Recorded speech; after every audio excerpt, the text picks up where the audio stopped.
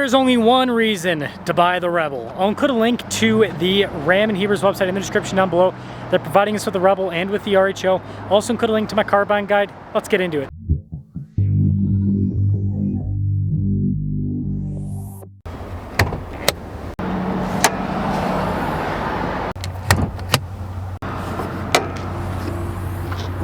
The RHO has a twin-turbo 3-liter inline-6 that goes through an 8-speed. Fuel economy is 14 around town, 16 on the highway, with power outputs being 540 horsepower, 521 pound-feet of torque. The Rebel's standard output, Hurricane, is pretty much all the same in terms of the displacement, transmission, and all that. Anyways, power outputs 420 horsepower, 469 pound-feet of torque, 18 around town, 24 on the highway. Now, if you don't want to be one of those Starbucks sipping sissies, then you better subscribe and help us get to 500K before the end of the year. Now let's go over the differences. You can see we've got the venting here on the RHO. We also have the marker lights there in the center vent because this is over 80 inches, like yo mama. The Rebel also has venting, but it's just a little bit different. Now that wide body appearance definitely affects the front end look of the RHO. You also have the hollow Ram logo. You have a slightly different bumper, but actually they're very, very similar. It's mostly the extension that's different. And then the lights on the RHO are completely different. You can see the Rebel just has the standard LED lights.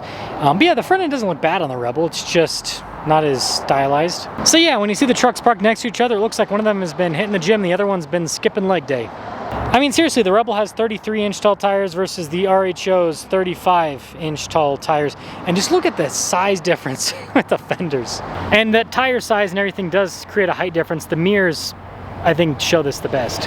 Now, the Rebel has Bilstein shocks, but it's just a monotube fixed system, whereas the RHO has Blackhawk shocks, which is active. It can actually adjust and all of that. Now, here's the side profile of the Rebel. Darn light pole's kind of in the way, but anyways, there's your side profile with the RHO. And I guess it is worth showing the key fobs because you got RHO versus Ram. I think you can guess which key goes to which truck. Now, last thing on the exterior, obviously the decals will say Rebel on the Rebel, and then this one doesn't have decals, but the RHO decals would say RHO. Who'd have thought? Now, I feel like going over the interiors is kind of pointless because they're both Ram trucks and they both can have pretty much the same interior if you spec them out similarly. But I guess it is worth noting, with the Rebel, you can get the dial shifter setup, or if you get a GT, you've got the shifter in the center console. Versus the RHO only comes with the console shifter, and then it only comes with the bucket type seats that have the fancy leather and everything. Versus the Rebel seats are not as aggressive with the bolstering unless you get the GT package. And I guess there's a payload difference, so $1358 with the Rebel versus $1274 with the RHO. Finally, the RHO is a part-time four-wheel drive system with auto 2-speed transfer case, and then it also does have drive modes, but they're there on the steering wheel. Versus the RHO is a full-time four-wheel drive system, launch control, and the drive modes are that little button up above. The Rebel stickers are about 77 as equipped. That RHO is about 88, which I don't think is too bad of a price increase over the Rebel, considering the RHO has a bunch more equipment overall, and it's just a beefier build with the truck when you look at some of the components underneath. This week's giveaway makes my Jeep look lame because it is a supercharged Rubicon 392 that is fully decked out, producing 650 horsepower. Now, not only can you win this Rubicon 392, but part of the giveaway is also $26,000 in cash to help pay for the taxes. And not only that, your donations go towards helping children's and veterans charities. So use code BHC or click the link in the description down below or in the pinned comment. Any donation, $25 or more, will give you 4x bonus entries. RHO, we need to figure out a good way to use the RHO acronym. Obviously, you got R in the name, so we'll have that stand for Raptor. We got to do something that makes fun of the Raptor. So figure out what the H and the O mean in the comments down below. So we have Raptor blank blank. And it's got to be something that's degrading to the Raptor. We got to make fun of Raptor because they think they're so cool. And I've owned a couple of Raptors, or actually 3. So, I know. It's a cool truck, don't get me wrong. But, you know, like I said, Raptor owners think they're way cooler than they are. They think it's the pinnacle of off-road pickup trucks, but you know, this Ram, it's cool. And also, you know, I've met a lot of people over the years, and you know, Raptor owners and RHO owners are both pretty cool, but there is also a difference. I mean, Raptor owners, they're the type of guys a lot of the times that they have a purse and they tell you it's a satchel, you know what I mean? You don't really see that in the RHO and the TRX community as much. So, the ride quality. That's the first thing that's very important with this. It's smooth.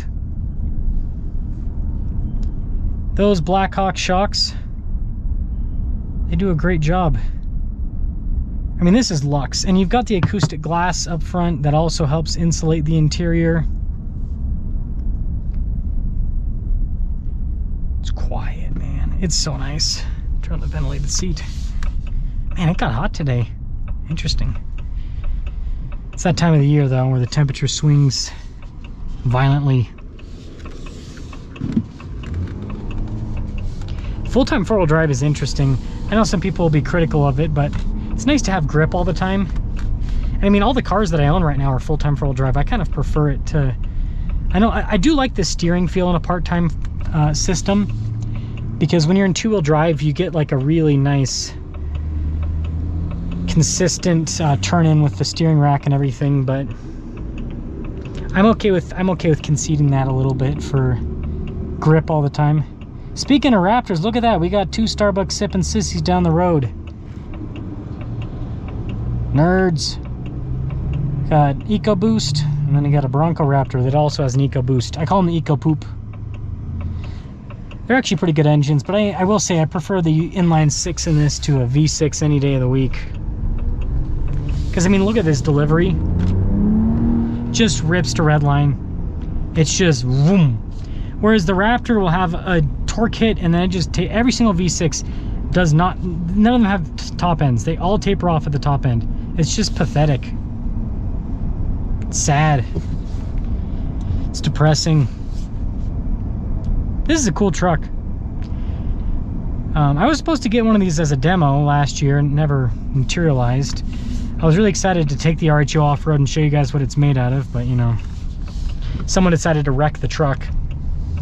I hate other car journalists sometimes.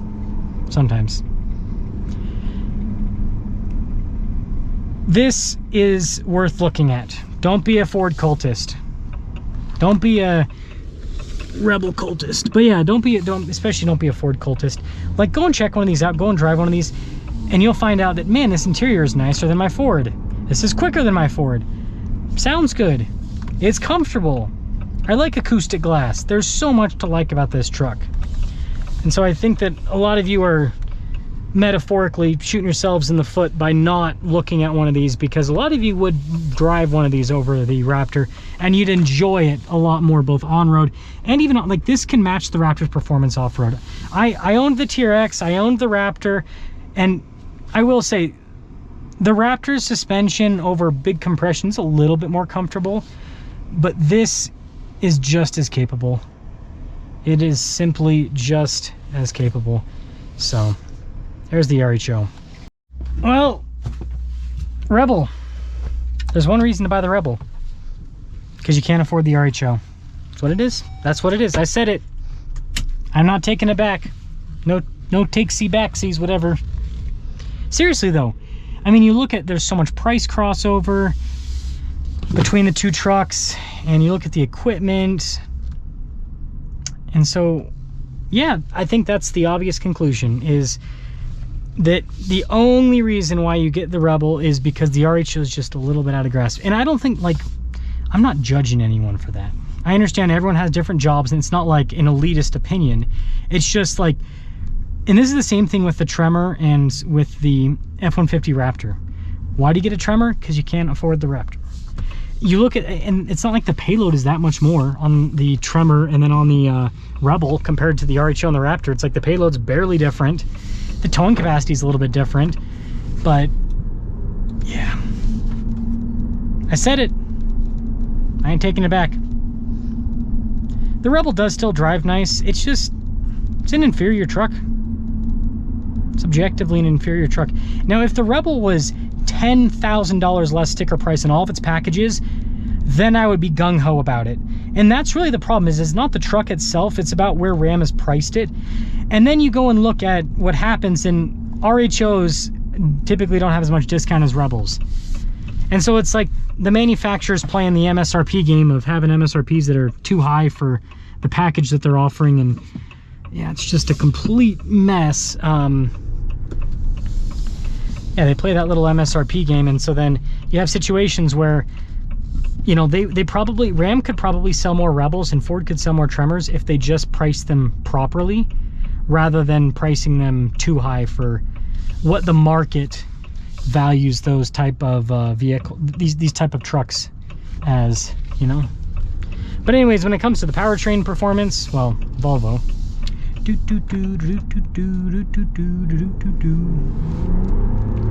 It rips. It, even though it has smaller tires, it still feels significantly slower than the RHO. The RHO feels just that much more punchy.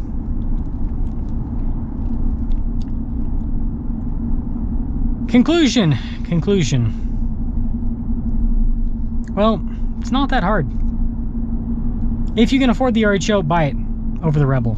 It's not, I don't think it's a comparison at this point. The only thing that would sway my vote, like I said, Ram, decrease the MSRP in all Rebel packages by $10,000, and then I'll say, you know what, the Rebel's a darn good value. But when the Rebel starts out at 67 and an RHO starts out at like 70, I mean, come on. That's so stupid. When I say starts out, I'm talking about like what you see at dealer, like the cheapest RHO I've seen in a dealer lot is like 70. The cheapest Rebel I've seen is 67. So that's the Rebel, that's the RHO. Buy the RHO, don't bother with the Rebel unless you can get like a monster discount off of MSRP that's so much bigger than the RHO that it justifies getting the Rebel because you're saving so much money. That's where, like I said, that's where it makes sense. So wheel and deal.